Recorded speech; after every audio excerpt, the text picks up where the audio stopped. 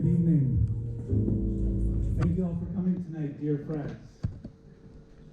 For ARC Athens' first collaboration with Tufts Club to introduce our current fellows in our 7th residency program. I'd like to begin by thanking Tufts Club for this wonderful collaboration. We have several members of their board here. Thank you so much for coming. And I'm especially proud as a Tufts alumnus that Marilena Koutsoukou, another Tufts alumna, will be moderating the upcoming discussion with the fellows after the presentation of their work. A quick note about Tufts. In October, I had the pleasure of visiting Tufts Eidechman Art Center to attend the opening of Tomashi Jackson's solar show curated by Miranda Lash. Some of you may remember that Tomashi and Miranda were our second cohort to bring to Athens back in 2019. Thanks to their residency, they became great friends, and a few years later, they decided to collaborate on Tomashi's first retrospective. This exhibition opened at the Denver Museum of Contemporary Art, where Miranda is the chief curator. Then it traveled to the Philadelphia Institute of Contemporary Art, and then it made its way to Tufts, where I had the honor of celebrating with them at our beloved alma mater. This outstanding exhibition is now on its way to the San Francisco Institute of Contemporary Art, and then it will travel to the Museum of Contemporary Art, Houston. That's 5 museum exhibitions in major American cities. Exhibitions whose Athenian roots are firmly and widely recognized in the catalog and in their public relations. I want to take a moment to acknowledge how rewarding it is to witness such organic achievements. As some of you may know, one of the unique qualities that sets ARC Athens apart from other organizations is our focus on supporting our fellows without imposing strict requirements or deliverables. Our belief is that artists and curators need the freedom and support to create without constraints. We trust that deliverables will happen naturally when artists are given the space to work in a way that feels right to them. While this approach may not be the most conventional way to fundraise, it is something we deeply believe in, and I'm thrilled to share this philosophy with you tonight. Now let's move to tonight's presentation, and I'd like to start by introducing our curatorial fellow, Sara Cochran. Over the past 2 decades, Sara Cochran has worked in a variety of museums across the United States. In 2021, during the COVID-19 pandemic, she opened The Church, an art center in Sag Harbor in New York, with artists Eric Fischel and April Gornick. She curated and co-curated 13 exhibitions, including 5 major thematic shows: Road Rage, Empire of Water, Threading the Needle, Strike Fast, Dance Lightly, Artists Unboxing, and You're Joking, Women and Humor. Previously, she collaborated with artist Gregory Sale on a year-long project, Future IDs, on Alcatraz Island, San Francisco. As director and chief curator of the Scottsdale Museum of Contemporary Art, Sara doubled the museum's annual attendance and curated 8 exhibitions, including with Betty Saar and Post Commodity, which we'll discuss because I know Allison, her daughter. As curator of modern and contemporary art at the Phoenix Art Museum, Cochran organized 15 exhibitions, premiering Kahinda Wiley's Memling series. And earlier in her career, she held curatorial positions at the Los Angeles County Museum of Art and the Solomon Guggenheim Museum. She earned her PhD from the Courtauld Institute of Art in London and master's from Université de la Sorbonne in Paris. In 2015, she participated in the Getty Leadership Institute at Claremont Graduate Universities. Without further ado, Sara Cochran.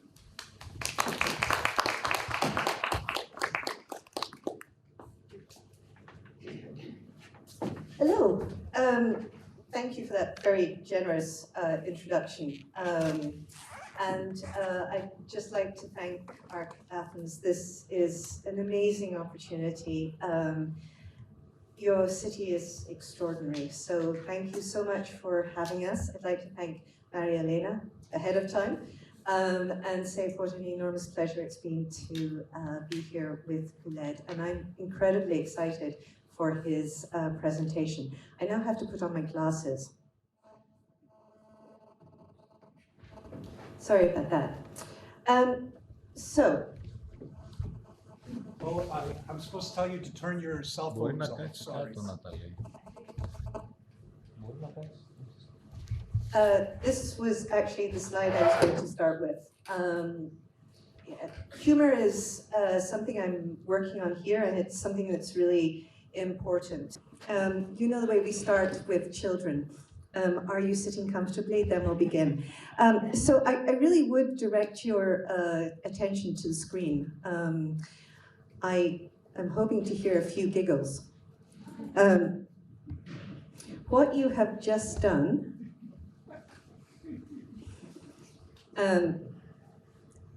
sorry, this is, I promise I'm going to get this all together. So, it starts with the brain. You've just had a chemical signaling that activates a group of muscles and produces a sound.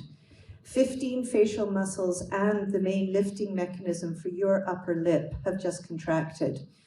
Your breathing has become irregular due to the epiglottis, half closing of the larynx. Your tear ducts may well have been activated because your mouth has been open and struggling a little bit to get oxygen. Your face can become moist and red and perhaps even purple. This is the anatomy of a laugh. And laughter is important because I have to say, I think one of the most important moments of my sort of founding as a career was my academic work on Francis Picabia. I was privy to a dead man's joke.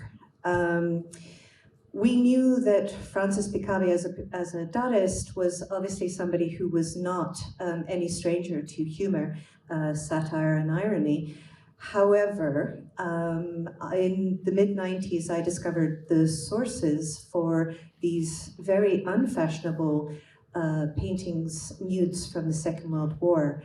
And as you can see, he was using girly magazines from the 1920s and 30s. In a time of such serious conflict, let's be honest, this is sacrilegious.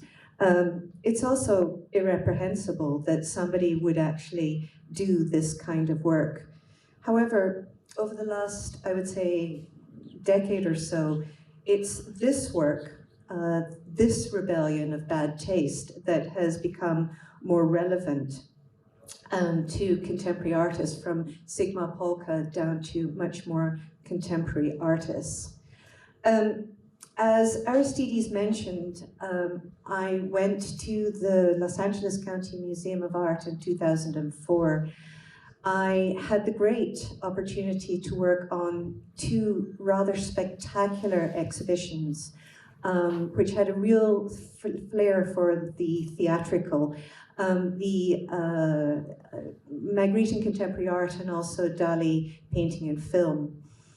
I would like to say what these sort of shows taught me was that there is a way of engaging an audience, not only with the work itself, but also with its presentation. It certainly schooled me in how to do that. And the interesting thing as I now look back at these exhibitions is to think about how perfect they would have been for selfie takers. And that's actually not a joke. I do believe fundamentally we have to move with the time. And we're now facing an audience that one of the ways they actually take on and ingest, understand artworks is through their phones. So a lot of it is about finding a way that is respectful to the works, but also engages these new ways of being. After LACMA, I went to the very interesting political context of Arizona, which was a border state, a very conservative state, and a place where things can happen because of that. I arrived 1 month before the economic downfall of 2008, which of course I do not need to elaborate upon given the circumstances that happened here in Greece. This difficulty, because the budgets were slashed, turned into a positive because it did allow me to focus on the local artists. Local artists had been greatly ignored within the context of this museum. I ended up doing the first Chicano Latino exhibition in the museum's 50-year history, although over that 50 years it had done 25 exhibitions on Mexican art. The other things that I was able to do was to work with 2 artists who were from a Mormon background. One was actually Mormon royalty, which was very interesting to deal with and led to some really interesting conversations. And then finally with Matt Moore, we were able to investigate the ideas of land use, water, and also speculation in an economic downturn. Phoenix was one of the 5 most hit cities in the United States because it survives basically on construction and also real estate. It was very interesting to have this moment to be able to think about things that were so local to us. And even as the economics got better in 2013, and I was able to work with perhaps more known artists such as Ahmed Al-Sudani and Kehendi Wiley. What was exciting in working with them was being able to, again, bring it back to the audience. And what I can say about Ahmed Al-Sudani, an Iraqi artist who was forced to leave his country under Saddam Hussein, it was really exciting in a state which has one of the largest military presences in the United States. And at a time when the only time Iraqis were mentioned was to do with war and destruction, it was very nice to have a reason to talk otherwise. It was also really exciting to discover a population, the 2nd largest in the United States, and to bring them into conversation with the museum. This was where I developed what I now call my Trojan horse exhibitions, which is you give the public one idea and then you teach them by the back door. So thank you for that very ancient reference. Moving forward to the Scottsdale Museum of Contemporary Art, the exciting thing about this exhibition was we had one of the best preparatory staff I've ever worked with. The preparatory staff allowed me to go to artists and say to them, is there a project you've always wanted to do but no museum would say yes to? And we were able to do really extraordinary things. One of the things we did was with the Indigenous collective Post Commodity, build a functioning peep show. And please believe me, it was a functioning peep show. We had coin-operated curtains. We had a curated smell that had to do with pheromones and bleach, which was very off-putting.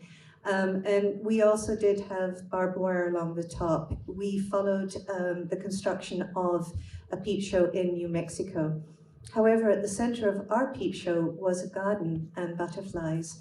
This was in the context of a 5-year drought across the Southwest that in fact is an international problem because it touches a number of sovereign nations of Native American tribes and Mexico, because there is no water in the Colorado to go into the Sea of Cortez, which needs it desperately. It is a birthing ground for a number of whales, as well as pink dolphins, which are some of the most extraordinarily beautiful things. This is an international problem, and that drought has only continued to get worse. I think you can understand this, but it was a very exciting way to deal with this and to deal with these very, very serious ideas. I did work with Betty Saar, and again, the interesting thing about working with Betty Saar in Arizona is that the real racial question in Arizona is about the Latino population. the SB 1070 law, which was passed around this time and was deporting people at a very alarming rate and led to at least 200,000 people leaving the state, was ongoing. And so it was much, in some ways, easier to talk about difference with the work of Betty Saar, who has a very, very sharp eye of thinking about certainly racism and sexism. But because problems with African Americans were less in Arizona, it was a way to sort of talk about it in a different way. We also discussed working a great deal with the Native Americans, not only with post-commodity, but also with the Tohono O'odham people on a project with the Mexican artist Santiago Borja. And then we did something which was very important to me, which is to start to open up the museum to the public. I believe we've done a disservice to ourselves and to our public because we present these beautiful objects of finished exhibitions. And the public has no idea how much goes into it, logistically, intellectually, physically, all of these different things. So we did 2 exhibitions that investigated that, including one that actually brought all of the functioning of the museum into a gallery over the summer so that we could digitalize our collection. We got the buy-in of the staff to actually look after and be in the galleries on the weekends. The least funny thing that I did was this exhibition with Gregory Sale on Alcatraz. Future IDs was work that the artist Gregory Sale did in prisons both in South and Northern California. And what he did was ask people to draw their future identification. So there were mothers who just wanted to go back to being a mother. There's a chap who's a lifer who wants to get a ship's captain's license. And it was very poetic and it was very interesting. And I have to say, this is where I saw art change people's lives. I saw art being able to bridge the gaps between children and between their parents who had been incarcerated. And I also saw young individuals, and certainly individuals of slightly older ages, realize that they were more than their history of incarceration. It is something that really brought into focus for a lot of what I had been doing up until this point, this idea of trying to look through the eyes of others through artwork, as well as trying to build community.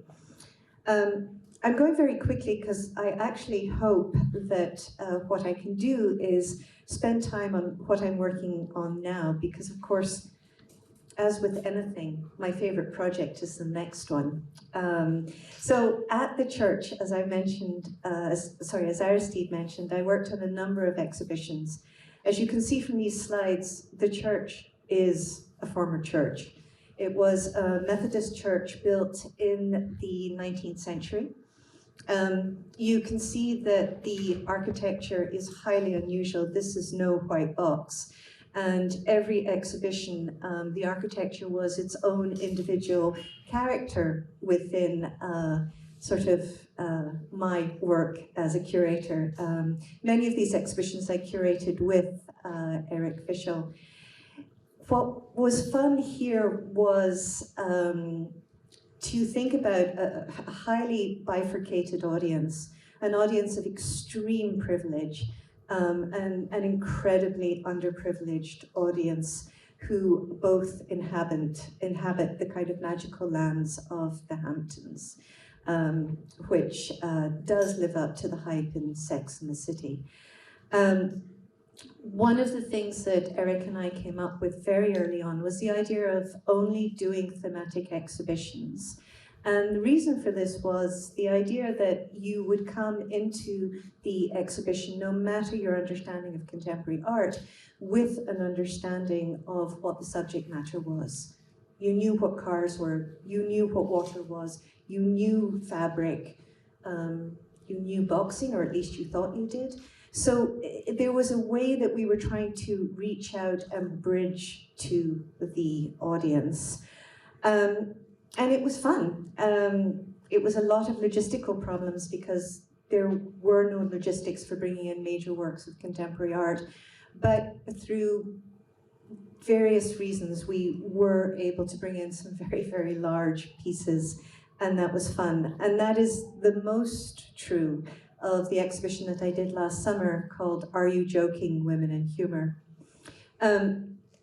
This project came out of a long-standing interest in stand-up, and I've never done it. But I'm interested in the mechanism of humor, and I am interested in how we sort of deal with humor. So when I announced that I was going to do an exhibition which was just about women artists, contemporary artists, doing work about humor, I got a lot of men who'd ask me if that was not exclusionary. And the first thing I wanted to say was, with the past 3 or 4 millennia, not enough. But again, perhaps not the most constructive of ways of taking this on.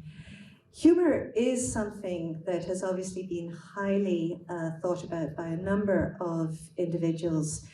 And perhaps one of the most interesting things about it is the way it is used to speak truth to power. And to sort of overturn certain ideas that are accepted.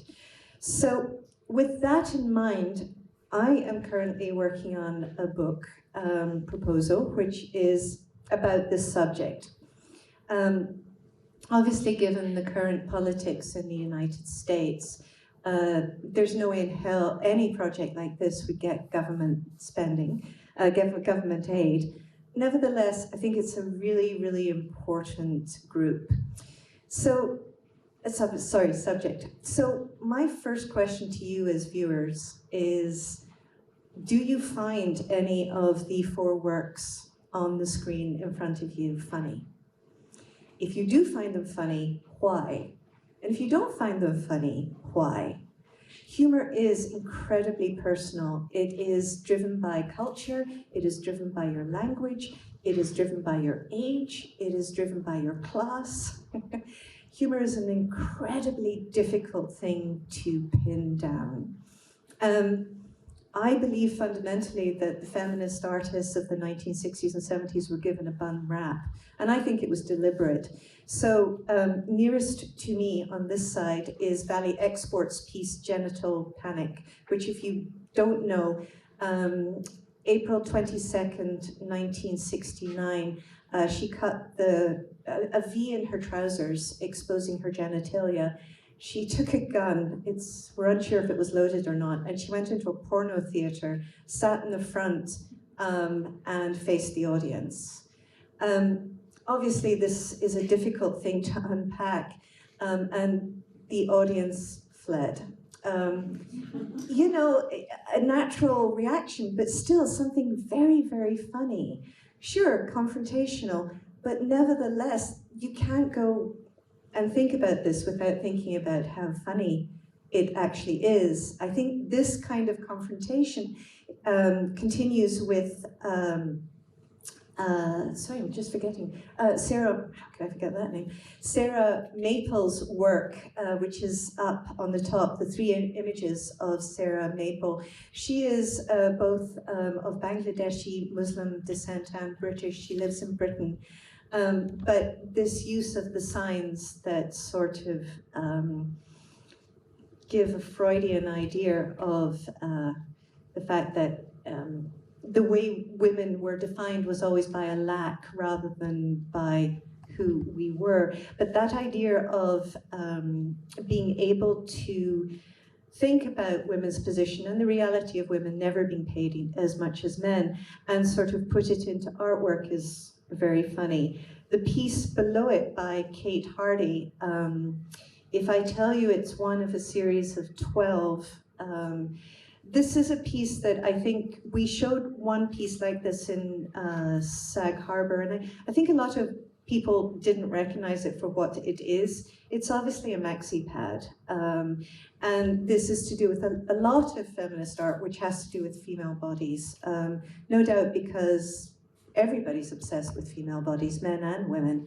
So it's interesting to see this work that recalls perhaps Helen Frankenthaler, if we want to take an art historical reference with this kind of tie-but-dyed piece, but obviously speaks to a uniquely feminine experience. And then lastly, over on the far side of the screen, the work by Wendy Red Star, a Native American artist. There are 24 in this series. It's a series of books that was actually published. It's an adult-themed erotic cowboy and Indian series. I kid you not. It is called White Squaw because the heroine was half white, half Native American, and was saddled with all of the kind of stereotypes that go along with the licentiousness and promiscuousness of Native American women, which again are stereotypes, they are not real. Anyway, that is Wendy Red Star in the middle, but outrageous sort of taglines on each of the book are funny by themselves, and there's a knowingness of this work that I think is really important. Again, just to come back to this idea, this fraughtness of women and humor, Freud is one of the first to really write about humor. And Freud's idea from the early 1900s was that humor was a way we dealt with the difficultness of reality, and most specifically, humor was the way that men could deal with a castration fear. And so for that reason, women couldn't be funny. So that's very early 1900s. If we fast forward though to 2017, Vanity Fair published an article by the writer Christopher Hitchens, who said that women couldn't be funny because men needed humor to seduce women, and therefore if we had our own sense of humor, we'd never be seduced. So against all of this backdrop, and again, also all of the kind of continuing online discussion about whether women are funny, this project, again, just seems all the more important. So here we have two works on the screen which have to do with art historical references. The far one is an Iranian artist who, the top photograph is her photograph, photographing mainly her family members in the style of the 19th century, early 20th century, photographs of the Qajar period, which went basically from the 1700s to 1925. And you can see below a photograph of a family from that period, and you can see the painted backdrop. And if you go back up to the top image, again, you can see the attention to detail, the costuming, and then you can see the painted backdrop, and you can see the boombox that's on the table. So this kind of crossing of times is one way that humor comes back. Behind me, the work by, sorry, this is Hysterical Blindness, Renee Cox, which is the liberation of Aunt Jemima and Uncle Ben. These are two pop culture figures. Obviously, Aunt Jemima does pancakes and syrup, and Uncle Ben does rice. And so here we have Renee Cox herself in her super woman costume, pulling them out of the boxes and out of this idea of slavery. Her title, The Liberation of Aunt Jemima, references the work of Betty Saar. This is one of her seminal pieces from the 1970s, which deal with the inherent racism of everyday objects that was common in Americana. This is an image of Aunt Jemima, who is your typical sort of African-American servant, but of course, this iconography goes back to slavery. So in her title, she references it. However, I would go further and say she's referencing some of Christian iconography, notably the resurrection of Adam and Eve. This idea of sort of pulling them out of their coffins where they are, releasing them into a new and better existence. I promise you I'm almost finished. I've actually no idea where the time is. Am I okay? Okay.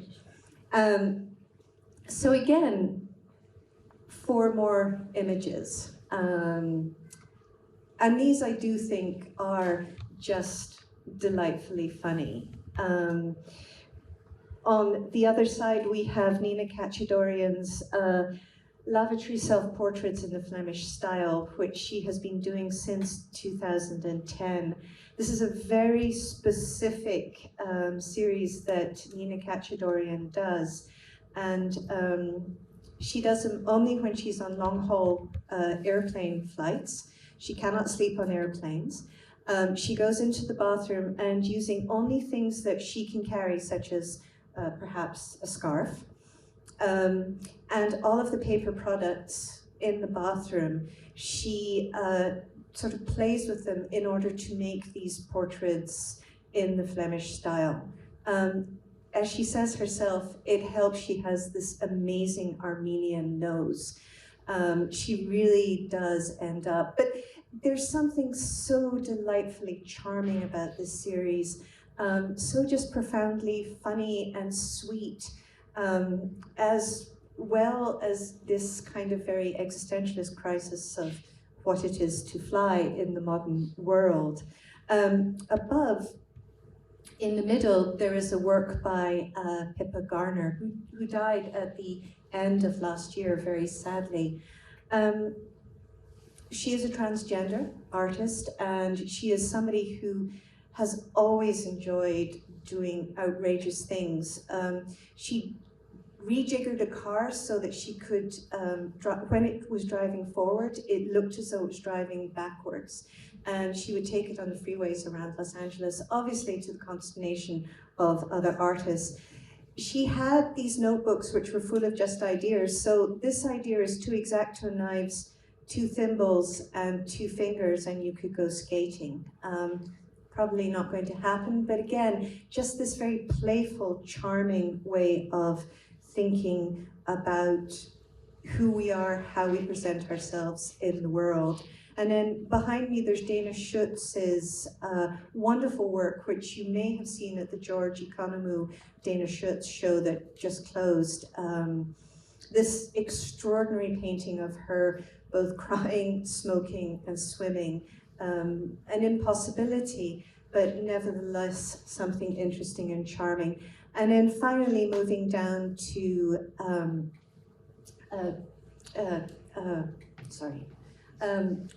Lisa Yuskavich's The Fuck You painting, which is not its original name. It is a name that has come to be connected to this work. This work is of a friend of hers. It is obviously incredibly delicate. I think you can see a very strong reference to the Rococo with the very light blush on her cheeks and then these very beautiful shell-like fingernails. And then the very confrontational gesture. This is a work that just plays on so many different levels. It's small.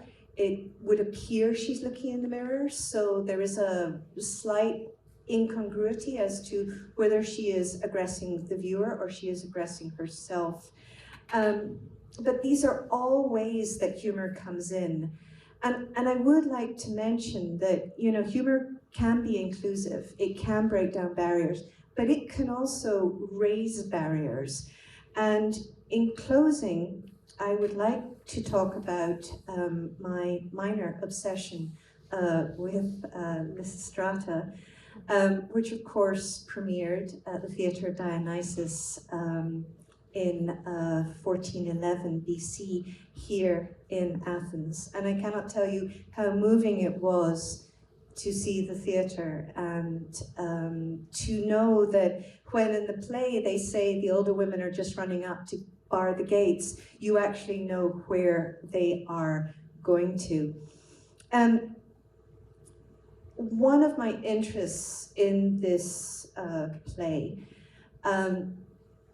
obviously has to do with a lot of the unknowns. I am not a classical scholar, so bear with me. I say this because I cannot speak with authority on this subject. However, it does appear we are unsure who actually watched the plays in ancient Greece. So if we have a play which is about a sex strike by the Athenian, the Boeotian, and the Spartan women in order to stop the Peloponnesian War, and it's only being watched by men, and it is a comedy by Aristophanes, a male playwright, the question is, where is the comedy? Is it the absurdity of women in a society where they had very little agency being able to take agency?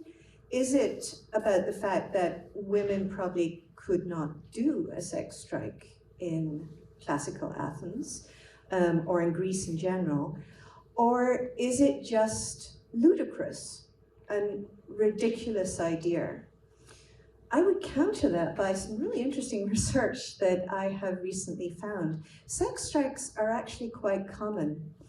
We know that the Ibongu people of what is now Nigeria, before colonization in the mid-19th century, the women of various tribes would get together and did at times refuse to do their duties, which were both domestic, maternal, and also marital. So it does appear that that was something that was well enough known that it's documented in history. We know in 1600, in the Iroquois Native American tribes in the northeast of America, there was a sex strike by the women of various tribes in order to gain more say over welfare. We know that in 1997, there was a sex strike in Colombia to try to get the left-wing paramilitaries, the drug dealers, and some other groups to try to come to the table. And in fact, since 2000, there have been 2 sex strikes in Africa, one of which has been very, very successful. The Liberian example has been very, very successful. There's been 3 in South America. There's been 2 in the United States, 2 in Asia, and 1 in Europe. The Nepalese women in 2011 did a sex strike they called Husbands and Boyfriends on the Couch, meaning they would have to sleep on the couch, which was an attempt to make the New Year's celebrations with fireworks more safe for children and various other people. Obviously, the interesting thing about the play is that foreign translations have always tried to downplay both its content, its puns, and its edge. It's been banned in the United States. Even the sale of the book has been banned in the United States.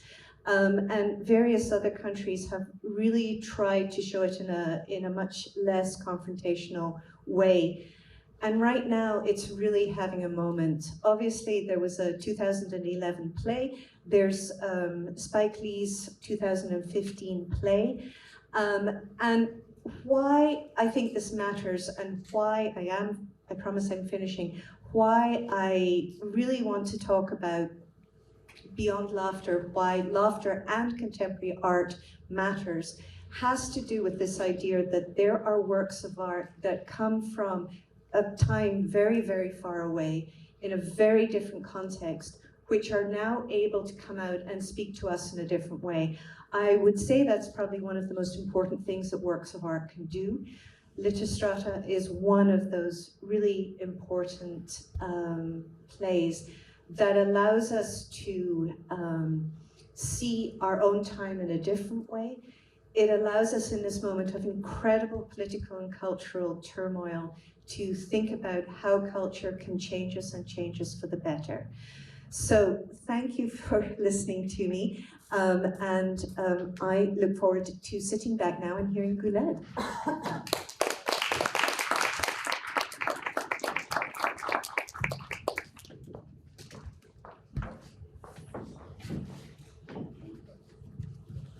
Thank you very much, Sara, for your presentation.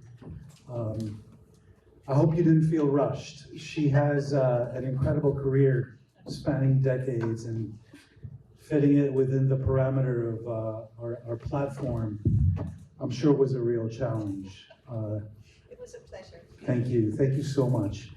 Now let me introduce the Visual Art Fellow of our current program, Gouled Ahmed, who is an Addis Ababa-based Somali visual artist, costume designer, and filmmaker. They are the recipient of the African Cultural Fund's inaugural grant in 2019, the Prince Claus Fund's inaugural Seed Award in 2021, the Sharjah Art Foundation's Production Program Grant in 2022, and the Grant Foundation Research Grant in 2023.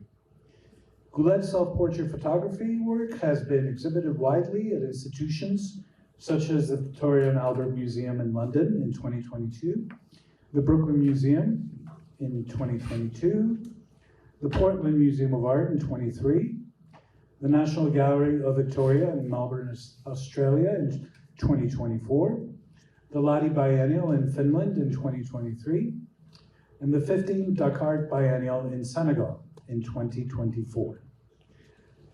Their collaborative film with poet Asma Jama, The Season of Burning Things, has been screened at the 17th Venice Architectural Biennial in 2021, Oscar qualifying Black Star Film Festival in 2022, BAFTA qualifying Aesthetical Film Festival in 2022, the Arab Film Festival at the Barbican Centre in London in 2022, and Art Basel Hong Kong in 2023. Their latest collaborative film has had solo presentations at Spike Island Gallery in Bristol, UK in 2023, and the Africa Center in Harlem in New York in 2024. It will be screened at the ICA in London in 2025 through the Bloomberg New Contemporaries program. Gouled was selected to be part of Dazed Mana's inaugural 100 list in 2024 and was also featured in the documentary The Ones Who Keep Walking, a film commissioned by Johnny Walker in 2021. They have previously been an artist in residence at Blackrock in Senegal in 2022, and were most recently selected as a MacDowell Fellow for the spring of 2025, summer, I should say, because you've also been selected at Skowhegan, preceding MacDowell. And then after MacDowell, he's got another one in California. So Gouled is quite busy, and I'm very happy to pass the mic to Gouled.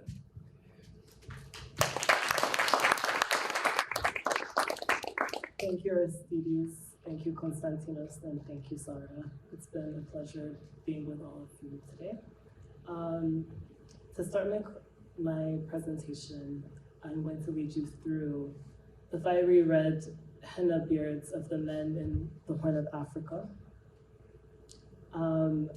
Women clad in gold,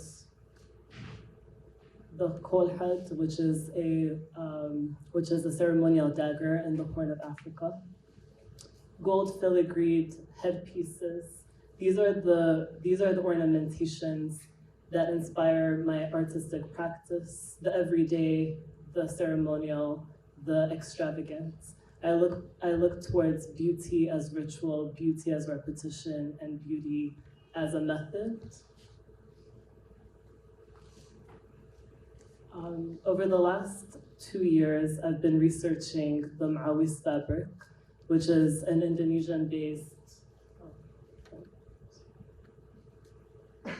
yes. Over the last 2 years, I've been studying the batik. It's a batik fabric called the Mawis that comes from Indonesia, and it was fabricated in the 19th century. It's made its way through through movement and through the Silk Road from Indonesia to the Middle East to South Asia and then to the Horn of Africa, and is worn by the men of the Horn of Africa. So what I'm really interested in, especially with this fabric, is its hybridity, especially in the ways that it subverts masculinity. It looks like a draped fabric, like a skirt, if seen by the Western gaze. But to us, this is a very ceremonial, very male-oriented fabric. And as a non-binary person from the Horn of Africa, the fabric that I was always interested in using for my works was this one. There's also like a quality of an intergenerational exchange. Older men pass it down to their sons. And I will come. This is my latest piece called Praise to the Godlands. It was shown in Dakar in 2024. It measures 236 centimeters by 396 centimeters and is fabricated from 14 different Ma'awis fabrics put together. The fabric was the bedrock on which the piece was made. However, I'm also a self-portrait artist, and the self-portraits that you see throughout the piece ground the work for me. It consists of self-portraiture, archival family photos, and found materials. Praise to the Godlands is an elegiac piece.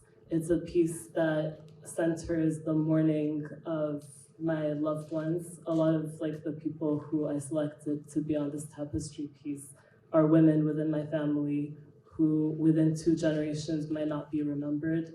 Somali filial practices really engage with a very patrilineal way of remembering. Women's names aren't passed down. Our names are passed down through our fathers. So my name is Gouled Ahmed. Shakur is my father's first name. Ahmed is my grandfather's first name. However, with women, within 2 generations, their names completely disappear, and the same happens with queer people. And so in making this piece and in thinking through these tapestries, what I was really interested in was creating an origin story through cloth, an origin story that focuses on grounding and creating origin myths for femme subjecteds, for queer people in the Horn of Africa.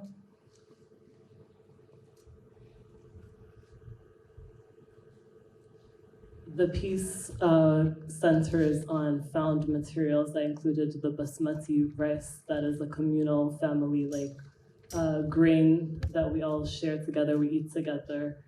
And it includes archival family photos that I printed onto canvas prints, a lot of like jewelry that belonged to my grandmother. And in creating this piece, I was first drawn to making the tapestry because my grandmother was diagnosed with dementia 4 years ago, and I was really thinking through what it means to lose a matriarch of a family, to lose almost like a library of a Somali household, because our lives really do center around the femmes in our lives.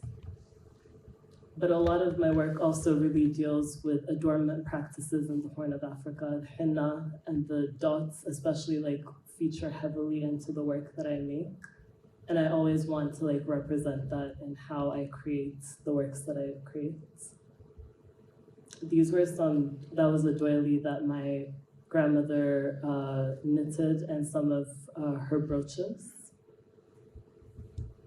And I started my practice 7 years ago as a self-portrait artist. My work is grounded in pushing back against against erasure in the Horn of Africa, from hegemonic othering of governmental sources, of just the society at large. I use veils a lot of the time, ceremonial mask making, and just shrouds as ways to almost subvert my own image in order to not be, in order to almost pass through societal marginalization.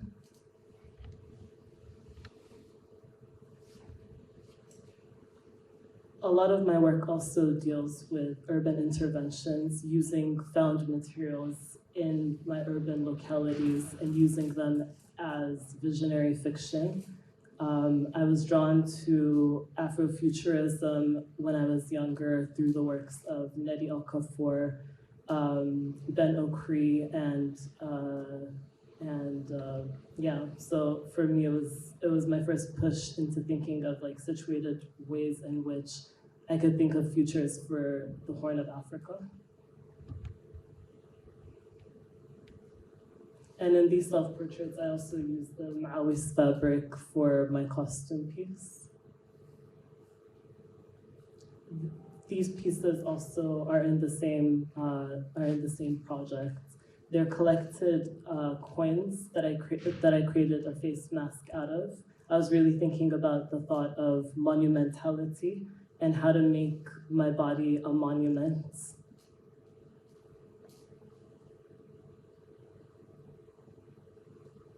Face paint also features into this thought process around concealment, around becoming chimeric and pushing back against hegemonic othering as well. This was shown at the Lahti Biennial in Finland. I really think a lot about adornment, especially ways of concealing the face through jewelry. As a non-binary person, my work thinks through adopting the adornment of the men and the women in the Horn of Africa and ways of pushing that into new futures. These are found household adornment pieces that I switched around and used as a headpiece, but it reminded me a lot about the 19th century, it's a 19th century general's costume, the image that I used in the middle. This whole series was created in 2020 till 2022 during the pandemic.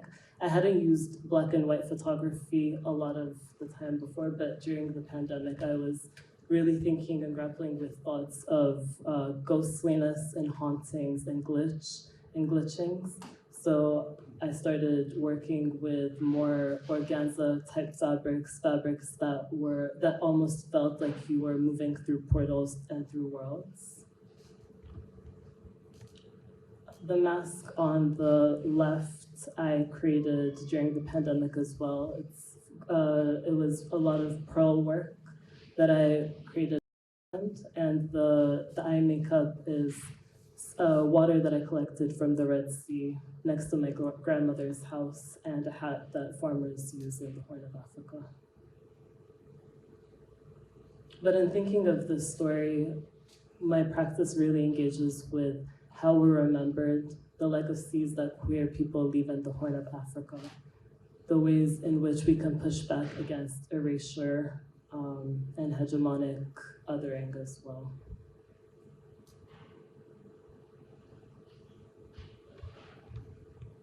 These are also all found materials within my household. The middle one I collected, I was walking around during the pandemic to a lot of building sites where there was a lot of wood residues. I was cleaning a lot of that wood by hand and making face masks from them as well, and veils as well. This is an 18th century royal mask called the Akodo in Ethiopia.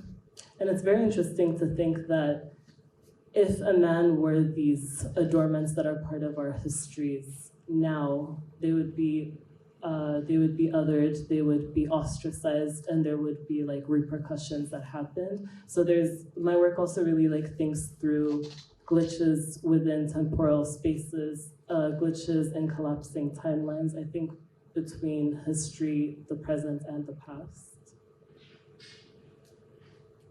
And my references, you can see the Akodo kind of referencing this image. This is a found curtain piece that I used as a backdrop, but also one that I used for adornment for myself. And the backdrop on This image is a very famous mattress fabric or motif that you find on the Horn of Africa. So for me, there's a way in which I always want to like relate to people, especially young and other people within the context of the Horn of Africa, in order to kind of think through and kind of give hope for a kind of resistance through cloth and performing and sartorial adornments as well. This is, let me skip this, sorry. This is an octagonal box that we did a film 2 years ago with my collaborator and I, Asma Jama. Asma is a Bristol-based poet. The octagonal structure mimics the built environment of the Horn of Africa in terms of both of its colorways and the ways that it's like cut out. And we made a film as well. These are the details of the inner structure. And you can see the walls of, it's a town in eastern Ethiopia called Harar that really like influenced it.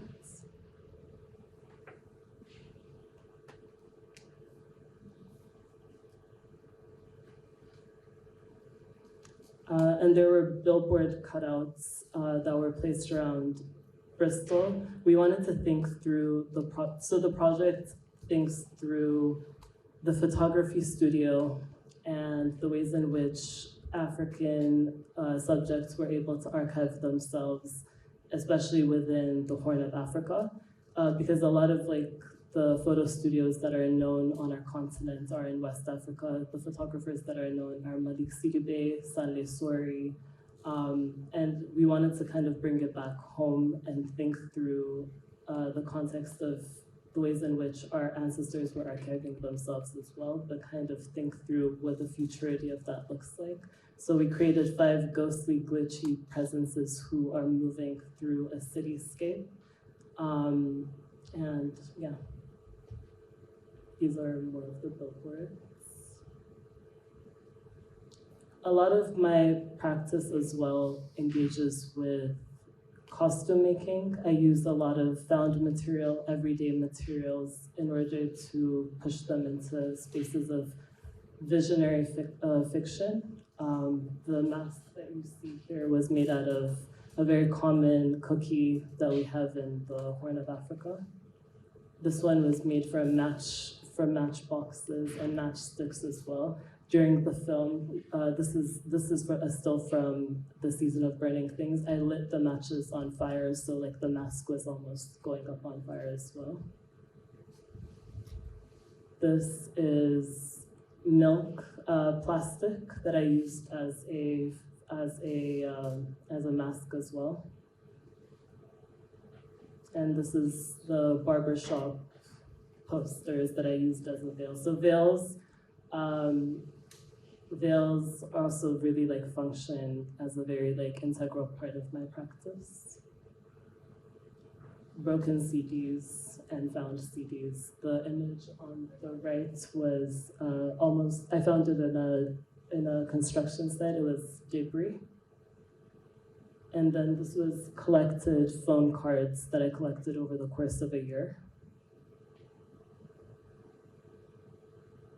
This was a mixture of straw that I found, but also ornamental decorative elements that I used as a mask. While here, I'm really interested in looking at elegiac forms of ritual making. Over the last 2 years, I've been really looking at ways that we think of and engage with our dead in the Horn of Africa. There's a culture in the east of Ethiopia called the Afar, and we have a feast for a dead that women lead once a year called Rabena. And thanks to Maro, I learned about the Maniat laments in Greece, and I've been listening to the sonic similarities between what goes on in both spaces. And so I want to draw more closer parallels in the world building for Praise to the Godlands that I'm making. But I'm also really drawn to the ideas of katabasis and anabasis in Greek mythology, the hero's journey and descent into the underworld and their descent back up. And thinking of that within the context of this mythopoetic soundscape that I've been creating that engages with my loved ones and their collected memories. Thinking through like a structure in how to meet them at different sites and different times in space and time. And I've been working on this collective soundscape with an Egyptian-British sound maker called Samuel Enani over the last 2 years. We've been collecting a lot of sounds from the sea, urban soundscapes, and then he's been helping me record my family's interviews. I've also been working with a lot of cyanotypes that engage with the body, with henna, with adornments from the Horn of Africa. These are some that I did when I was in Ethiopia, but the reference images come from here. The palms really are a huge part of my work. I think of them especially for prayer. And these are some archival photo prints that I was doing since I've been here as well, cyanotypes, for a new tapestry that I'm making. Some more of them. And then these are some cyanotypes that I did on paper before I came here. Yeah, I think that's it on that.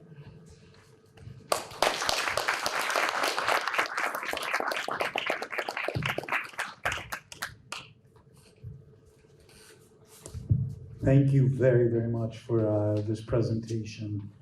It's an interesting format, 20 minutes each, around 20 minutes each. It's sort of liberating in some ways, but also constricting. But I gain a lot from it, I thank you, and I hope you do as well. The next part of our presentation is to invite the facilitator to have a conversation with him before we open it up to you. The facilitator tonight is Marilena Koutsoukou, who I'm just so pleased. She's collaborating with us as a board member of Tufts Club.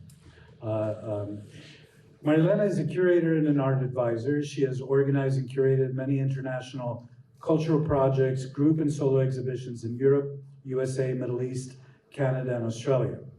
She collaborates closely with museums, government institutions, collectors, and artists both in Greece and abroad. She also manages international educational programs in Greece.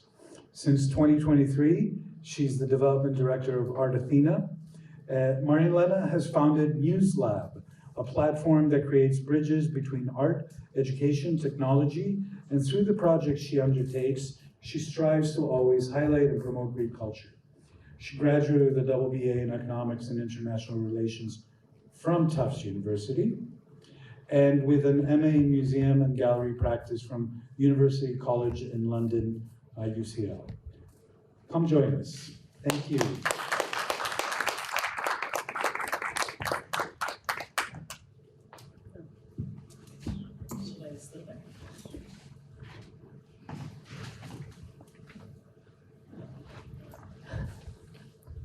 Now I have to figure out how to put everything in my glasses and my papers and everything.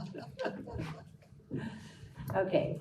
Good evening, everyone. It's a pleasure to be here moderating this conversation with two incredible voices in the arts. Gouled, a multidisciplinary artist, which we saw the amazing things that you have been doing, and Sara, a curator and a museum professional.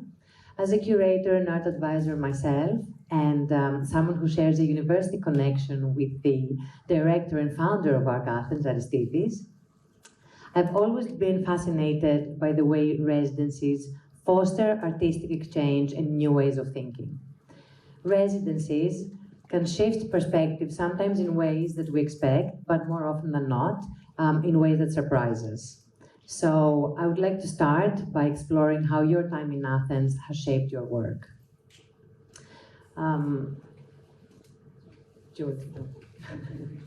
Gouled and Sara, how has your time in Athens influenced your creative process?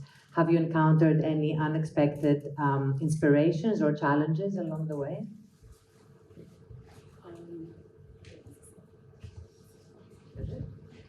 Hello? Okay.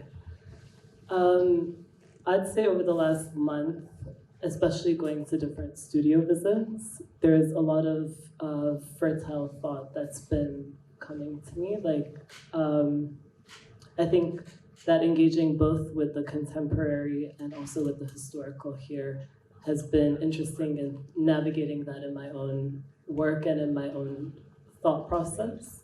But I also think that the architecture and the urban landscape here has also been shaping the way that I've been thinking of making as well. Yeah. Had you been to Athens before, or is it your first time? No, it's my first time, yeah. And Sara? It's also my first time in Athens and in Greece. I think that I have been incredibly impressed by just the richness of the artists we've met, the spaces we've gone to, and the museums. I mean, I'm incredibly impressed at how many artist-run spaces and alternative spaces are here. And I'm impressed at the esprit de corps and the organization of the, as it appears to me, of the kind of art circles here in Athens. So I am delighted and envious of that. All right. It's always fascinating to hear how different places shape practice. When you find yourself in a new cultural and artistic environment, how does that approach shift for you? Yeah. So you work across multiple disciplines, so adaptation is key. So when you find yourself in a new cultural and artistic space like you're now in Athens, does that approach shift at all? Is it something different for you? 100%. I think in the beginning, my thought process, being anywhere that I haven't been before, is to be silent and to be an observer, to take in as much as the place has to offer, to have the conversations with the locals of that place. And then I also allow myself to get lost in that place. So I've been actually meandering a lot within the city, allowing myself to get lost within it, trying to find my way through it, but also getting lost on purpose to see what I might stumble on, what might interest me. And I think this has really been quite instrumental in my navigation of the space, but also in my thought processes while being in Athens. What I've also really been interested in while here is also the strength within the sculpture and installation scenes. And there's a part of my brain that's really like activated by that here. I don't know how it's going to be influencing my work moving forward, but I can see that something there is really interesting to me. I would agree. I think anytime you come into a new space, it is essential to be humble and to be open, to really realize that there's an enormous amount to be learned from entering into a space and the generosity of those who are within the space sharing with you. So I definitely think that just seeing how much is going on within Athens, I think that is certainly something that is just really inspirational. I think in many countries, the UK and also in the States, I think this is a moment of cultural re-entrenchment and almost a kind of pulling back. I should mention that Doge supposedly went into the Institute of Museum and Library Services. So, you know, not that there's much government support, but it's going to be even less. So I'm impressed at what I see here, and I'm excited by what I see here, and I have really enjoyed the artists I've met. So beyond the studio and the institutions, you both mentioned that you have gone and met other artists and had some studio visits. So have your interactions with local artists, institutions, or history shaped any new directions to your work? As I said a little bit earlier, I have ideas now in terms of like installation, scale, perhaps the ways to like kind of make my work a little bit more multidisciplinary and world built in a new way. But I don't know how to articulate it yet. I think these are like new thoughts to me. We also did mention the Mirologia, which was quite interesting Yes. from your discussions with Maro. Yes. So I think that is a new avenue. A new history, let's say, that you will go back to look at. Yeah, I think in the next coming weeks, that's what I'll look at. But I think I want to do a lot more deep dives between, especially like Greece being a nexus between so many worlds. I think there's such an established record of interactions with the dead here, songs for the dead, writings for the dead, and back home, it isn't so much, it isn't recorded as much. There is a dying practice there. I think another culture that I'd be interested in perhaps learning more about also is like ancient, it's maybe Egypt as like a triangulation point between the three, but that's a thing that I have to explore more. I'm really excited about that. For me, again, just going back to Lysistrata, I mean, I'm really interested in this idea that Lysistrata means something really specific in ancient Greece. And, you know, the fact that it has been taken on and it is now resonating in an incredibly important cultural way, I would say, at a global level, it makes me think about projects where we can respectfully deal with both ancient art and contemporary art, because I think that dialogue has too often been one-sided or one on the other, and to fault my own profession, I think there's been too much territorialness between the study of ancient objects and the respect for that, and the respect for voices and artists who are working today. And I also found interesting from your presentation that that's something that I don't often think about, is when we read something that is translated, then there is also an inherent decision made by whoever has done the translation of how or what they're going to focus on. So I thought that, so I'm very interested to also hear what your research is going to show in respect to Lysistrata. Now a little plug-in for ARC Athens. It is, you know, an amazing residency that is also built on the idea of fostering international exchange. So in your view, what roles do you think that cross-cultural residencies play in shaping contemporary art? You'll be doing a few, we heard, this year. Yeah.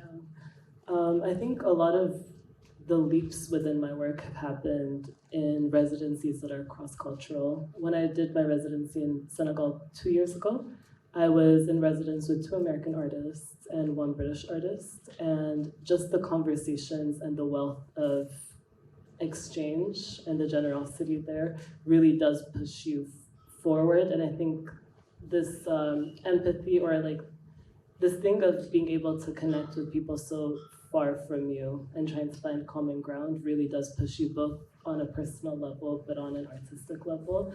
And I think in Greece it's been such a wealth of both information and history and culture, but also being in residence with Sara, who is truly a compendium of such information and wealth, and having conversations with her on the daily has been such a joy on my end, and I can't wait to see how that pushes my practice forward, but also pushes me forward as a person as well.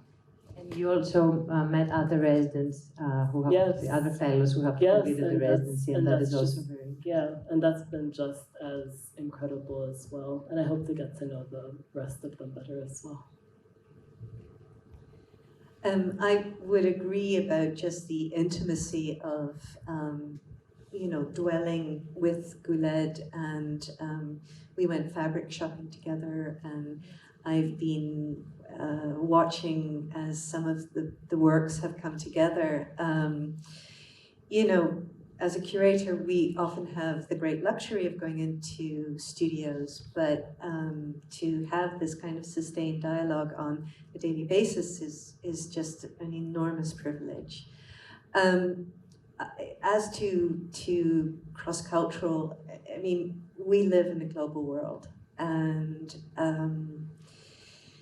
we live in a very troubled global world, and I think that trouble is not just in North America. I don't think it's just in Europe. I think we are looking at some really interesting, difficult, and painful moments. We have to come to understand each other, and I believe that artists are essential to that dialogue, but I think we need to start thinking globally. I mean, obviously with climate change, but this is a small step, but it's an incredible step, and so I'm very grateful.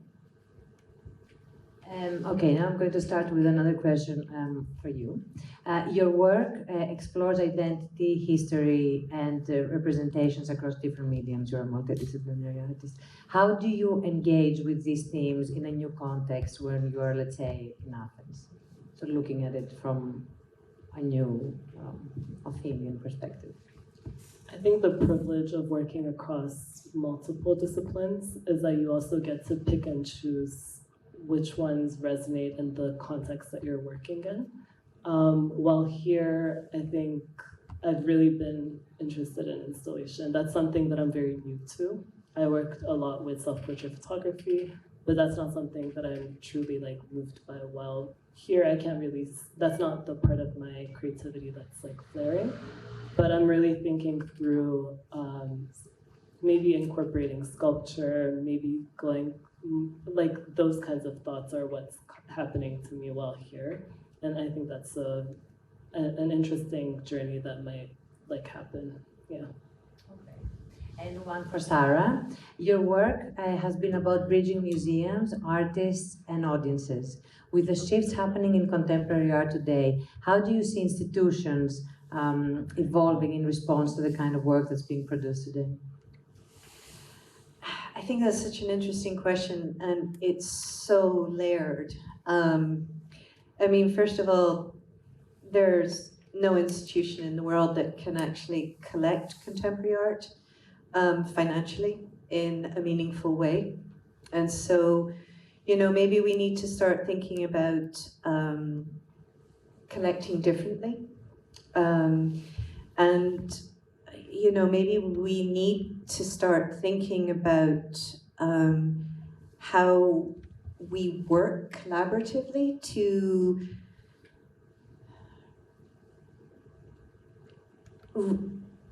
allow the loud voices of contemporary art to be seen and to be enjoyed, but to also keep those local voices active. One of the things I'm very proud of at the church was that I insisted that 10% of all artists in each show were artists who lived and worked locally.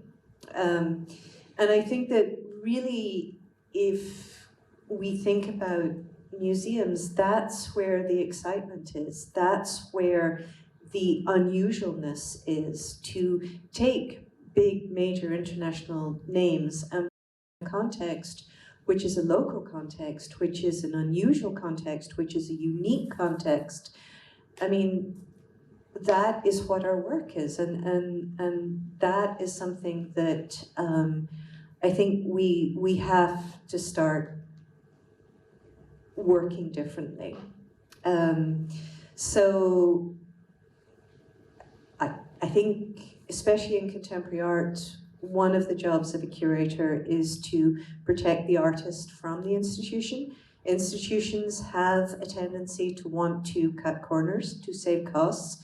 And, you know, the idea is, well, if you want 15, but if we were to do 12. And so I think that, you know, that privileged dialogue between curator and artist, it is about making sure that the artistic vision is allowed to happen in the way that it should happen. And this next question is a little bit builds a little bit on that, on audiences. Both of you storytell using completely different and distinct ways, whether through curation, through film, through photography, through installation. How do you approach storytelling differently depending on the medium or audience?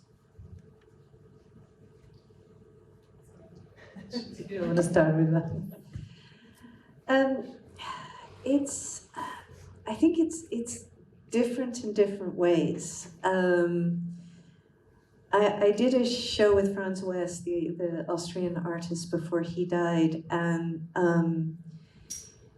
you know, we had works which were supposed to be used by the public, and then we had works that were not allowed to be touched by the artist. And I love Franz, but Franz's idea was, if there was a podium that had a sharp edge like this, the public would know that they could not get up on it. But if it was sloped, the audience would know that they were invited to interact. And I guess you could make that logic known to the public, but that's not intuitive.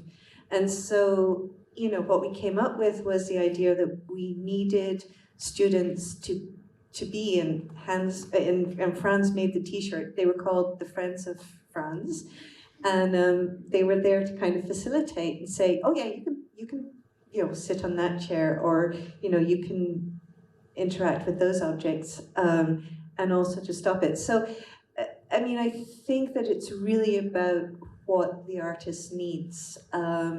Betty Sara is somebody who doesn't want any extended labels. It's a choice. I think that it demands a lot from the audience. You know, but there are other artists who want more explanation. It's always about that dialogue, and it's about balancing these two essential demands, which are those of the artists and those of the public. So that's a completely hedged answer, but there you go. I'd say the one that was the greatest shock to me was working in film, because for so long before then, my practice was very like solo. It was self-portraiture, which is quite intimate. I do it in my studio with no one there. In thinking of storytelling for film, it incorporated not only just me and my collaborator, it was the whole team that like helped us bring these stories to life, but also thinking of the communities that were watching them. I think for us, the way that we thought of film was almost creating a village of people and making sure that these stories would be transmitted in that manner. Bringing people together under like the theater and making sure that they could watch what was happening. But I think with self-portraiture, I think of more with a story that I can tell through my body and less who is interacting with it. Yeah. Thank you. So it sounds like we touched a little bit on this, but it's this residency sounds like it has been a catalyst for both of you. And the question initially is if it has sparked any new ideas or projects that you'd like to develop further. I know you both mentioned some things. Is there anything you would like to maybe embellish on or add to what we have said about what this residency has sparked for both of you? I forgot to mention earlier, I'm also working on a mythopoetic soundscape that looks through decolonial listening, polyphonic sound art, and polyrhythm. So what has really happened for me over the last couple of weeks especially is that I've had quite a lot of time to write, and I'm excited to see where that writing goes. I've been recording sound as well on my walks to create this global soundscape. So yeah, that's it for me. One thing I would like to do now is find a way to talk more about Greek humor, because every humor is cultural, and I've been very lucky to live in 3 countries as an adult, but I really would like to know more about Greek humor. So I think we have plenty. Good. Well, I look forward to learning more about that. And as we look ahead, what do you hope the audience takes away from your presentations and our discussion today?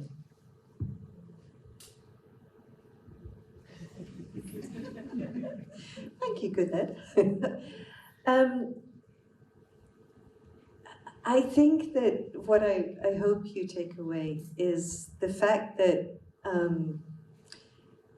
we exist in a conversation, and that conversation is alive, and it is exciting, and at times it's frustrating, but it's really important.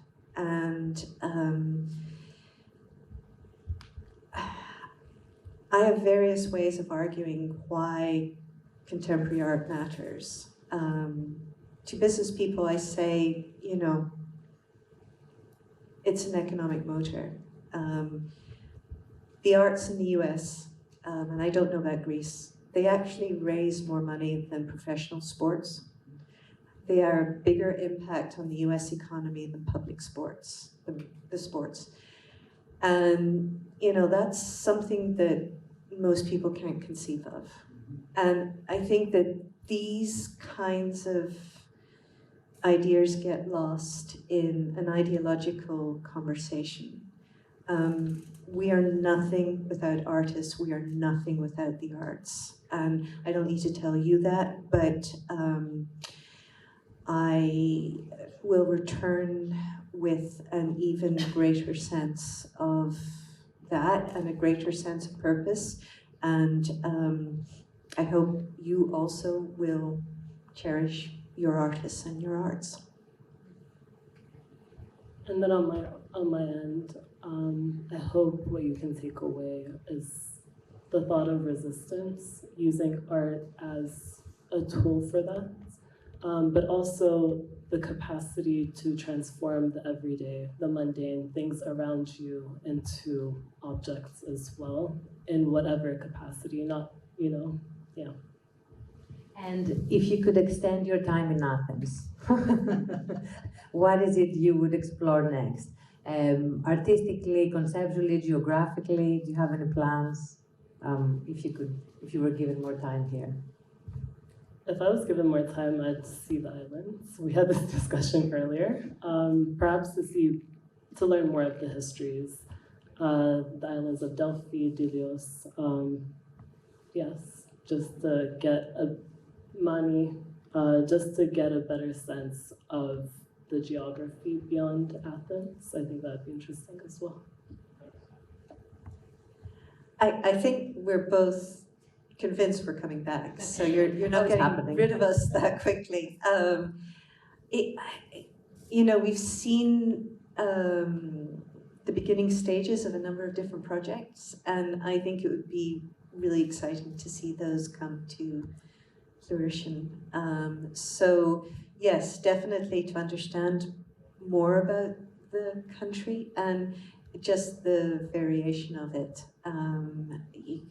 Obviously, as Gouled has said, this is a crossroads, and it's a crossroads in a really cultural crossroads in a really interesting moment. And so I am incredibly excited to continue following many of the artists we've met, and also just many of the things going on in institutions. I mean, we have certainly been very thankful to have you and to hear about your insight and about how this residency has shaped your work. And I'm sure we're all very eager to see what comes out of it. And please keep us informed in what you're going to be doing after this. So thank you very much for your time. And whoever has any questions for Gouled or Sara, now is the time.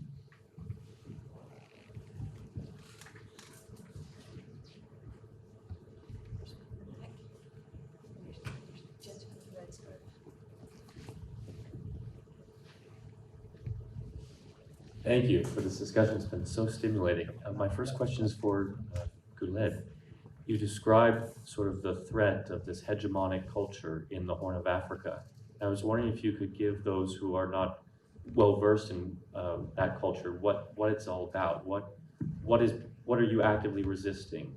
Is it a global monoculture? Is it something regional that's competitive? Is it something else? Thank you.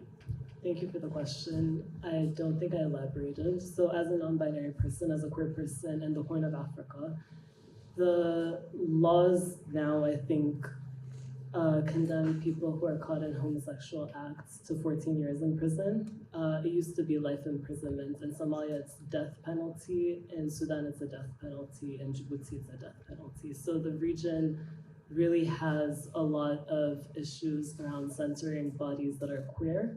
And through my work, what I try to push back against is this. A lot of the reason why I work with veils, why I work with face paint, why I work with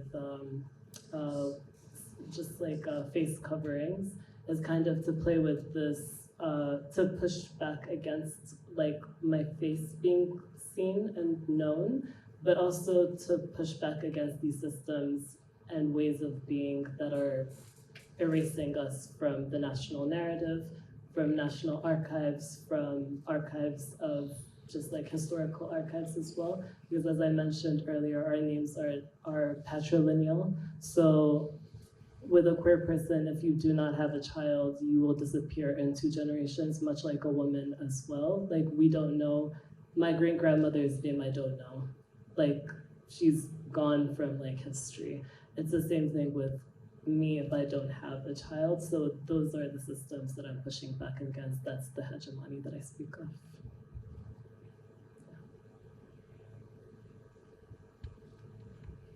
But thank you. Any other questions?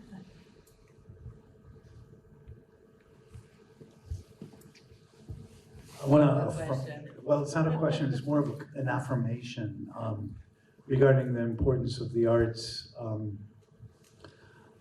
I read a study that showed that in New York, the arts are the #1 economic engine.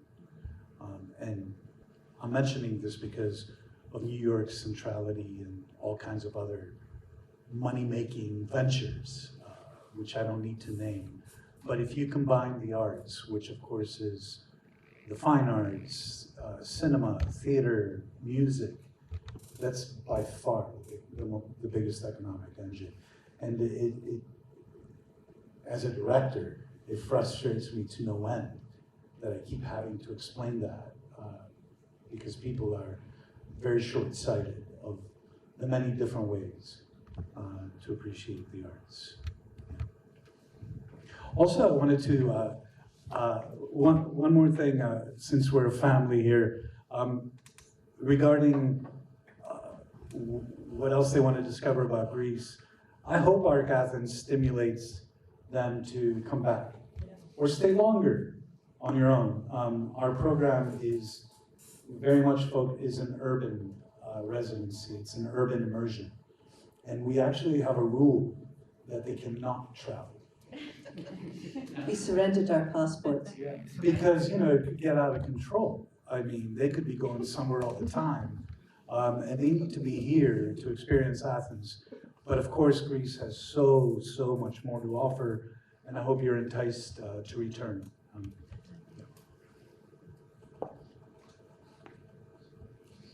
Just one quick thing about the arts as an economic motor. There's a study in Germany, and if you look at towns in the 18th century that either built an opera house or a factory, the ones that built the opera house are still around. Now, it's not, well, they're still around. They're big towns, and it's not obviously the opera house by itself, but it's what the opera house means in terms of curiosity. And so it is that arts go hand in hand with the excitement and the development of our cities, of our culture, of our countries. And that's something I'll go to the mat for.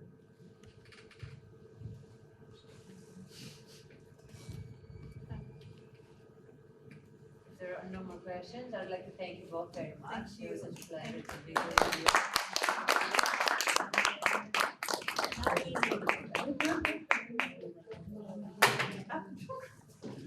Thank you very much, Marilena, for the wonderful facilitation, the super interesting questions, and the engagement with the fellows in the audience. Thank you, Gouled, Sara, and to our audience for this wonderful presentation and discussion. Before we join the reception, I'd like to share a few exciting updates from ARC Athens and highlight another aspect of our organization that I think is worth celebrating. We strive to keep our application process free and open, and we're incredibly proud of the global reach we've achieved. Gouled and Sara's program received an incredible 504 applications. While this demonstrates the interest in our work, I also want to highlight something particularly noteworthy. Both Gouled and Sara had previously applied. This reflects the integrity of our admissions process, where independent, external professionals judge the applications. It's wonderful to see how this structure has led to positive results for them this time. So, I wrote this before I knew who would be here, but I was hoping a few more young artists would be here. But the message remains. If you're considering applying to ARC Athens, remember, the application is free, and we encourage you to apply. While the goal is to be selected, don't forget that this is also a valuable opportunity to introduce yourself to esteemed judges and build relationships. And remember, sometimes you may not be selected based on subjective preferences, and that's okay. Reapply when the judges change. It's a big message. Speaking of applications, I'm excited to announce that we're moving forward with our third NOLA NYC Research Fellowship, which provides Greek artists and curators a 2-month residency in the United States, 1 month in New Orleans, and 1 month in New York. We're thrilled to share that the Visual Art Fellow for this upcoming program in April will be Angelos Plessas, and the Curatorial Fellow is Steffi Sturi. Both were selected through a competitive process by independent judges, and we're looking forward to the start of their program in just 11 days. Thank you again for joining us tonight. Your support means so much to us as we continue to grow and offer artists the freedom and resources they need to thrive. Thank you to our board. Thank you to our advisors, our fellows, and Konstantinos Kotsis, Athens Residency Program Manager, for doing such a terrific job. Is this your 5th program with us? That's incredible. And all of you that support us, please enjoy the reception. We look forward to continuing this exciting journey with all of you.